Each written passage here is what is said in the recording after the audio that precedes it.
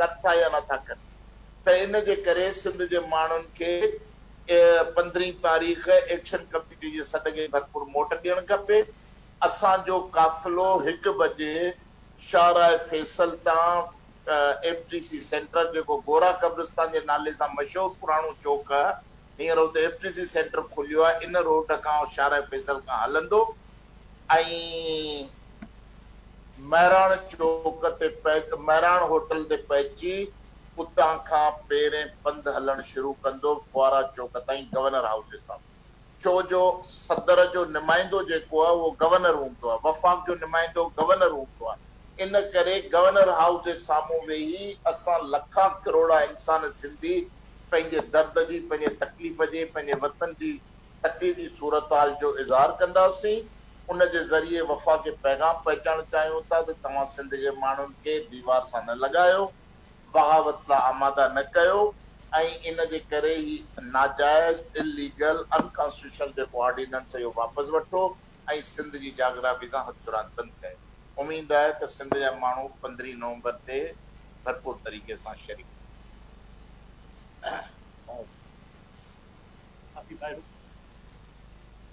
ही जेकी action committee इनमें क़ौम परस्त पार्टियूं बि आहिनि ऐं 30% पार्टियूं शामिल सिंध जी सतह ते इहा एक्शन कमेटी ठाहीसीं ऐं उन एक्शन कमेटी पहिरियों जलसो ऐं मुज़ाहिरो तव्हां हैदराबाद शहर में ॾिठो जेको जंहिंमें लखे माण्हू गॾु अची पिया, उन्हनि में तव्हां साबिन बि ॾाढो सुठो किरदारु अदा कयो।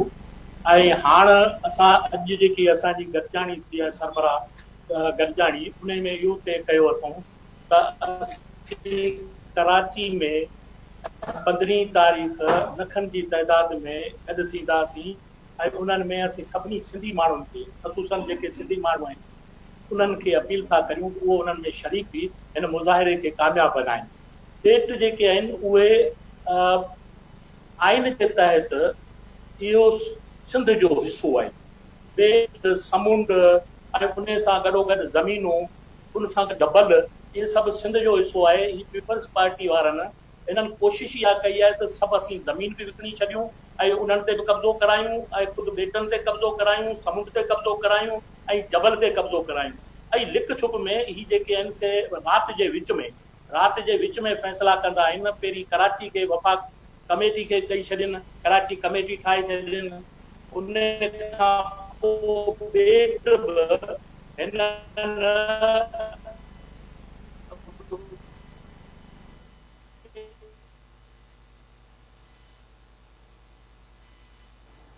जी नाज़रीन, जामशोर में सिंध एक्शन कमेटी जा अॻवान गॾियल प्रेस कॉन्फ्रेंस करे रहिया आहिनि। कादिर मक्सी जो चवणु आहे त असां सभु गॾु आहियूं।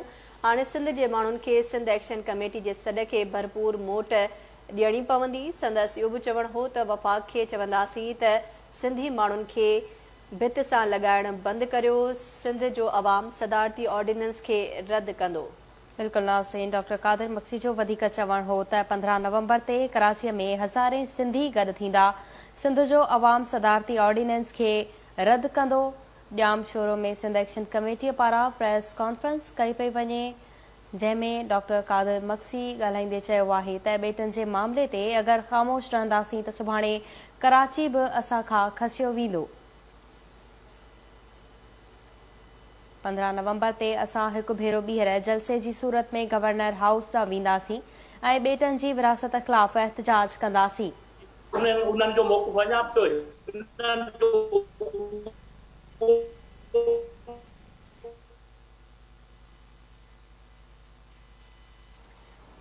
डॉक्टर कादिर मक्सी जो चवणु आहे 15 नवंबर ते कराची में हज़ारे सिंधी गॾु थींदा, सिंध जो अवाम सदारती ऑर्डिनेंस खे रद्द कंदो।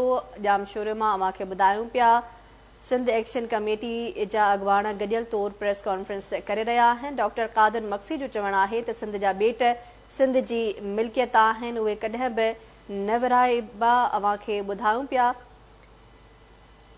संदसि इहो बि चवणु आहे त ॿेटनि ते कब्ज़ो करणु न ॾिनो वेंदो।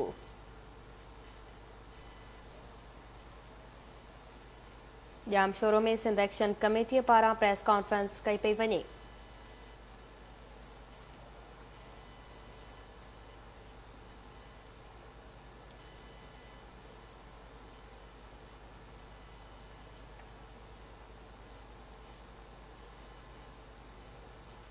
ॼाम शोरो में सिंध एक्शन कमेटीअ पारां प्रेस कॉन्फ्रेंस कई पई वञे। कादिर मक्सी जो चवणु आहे त ॿेटनि जे मामले ते अगरि ख़ामोश रहंदासीं त सुभाणे कराची बि असां खां खसिजी वेंदो। 15 नवंबर ते असां हिकु भेरो ॿीहर जलसे जी सूरत में गवर्नर हाउस ॾांहुं वेंदासीं ऐं ॿेटनि जी विरासत ख़िलाफ़ एहतजाज कंदासीं। 15 नवंबर ते कराचीअ में हज़ारे सिंधी गॾु थींदा। सिंध जो अवाम सदारती ऑर्डिनेंस खे रद्द कंदो।